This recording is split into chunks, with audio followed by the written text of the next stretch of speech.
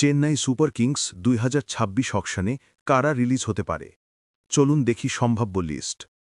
Jamie Overton pace bowling option হিসেবে গুরুত্বপূর্ণ, কিন্তু নতুন বিদেশি খেলোয়াড়ের জন্য জায়গা খালি করা হতে পারে।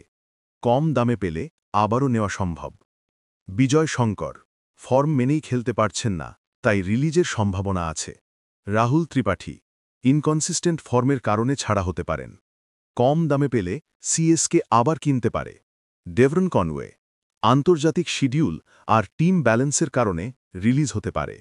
দীপক হন্ডা রিজার্ভ ব্যাটসম্যান হিসেবে খেলার সুযোগ কম, তাই ছাড়া যেতে পারে। নাথান এলিস বিদেশি পেস অপশন হিসেবে দরকারি, তবে স্লট খালি করার জন্য রিলিজ হতে পারেন। আর রবিচন্দ্রন আশ্বিন অবসর নিয়েছেন, তাই তিনি নিশ্চিতভাবে রিলিজ। চেন্নাই সুপার কিংস যদি এই খেলোয়াড়দের রিলিজ করে, তাহলে তাদের বাজেটে মোট 25.8 কোটি টাকা খালি হবে। এর মানে টিম নতুন খেলোয়াড়দের আনার জন্য এই অর্থ ব্যবহার করতে পারবে।